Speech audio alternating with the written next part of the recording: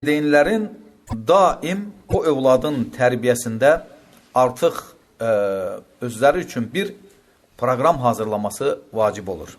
Körpəyə daim Qur'an dinlətiləcək. Onun eşitdiyi kəlmələr Allahın kəlmələri olacaq. Zikir və dualar olacaq inşallah.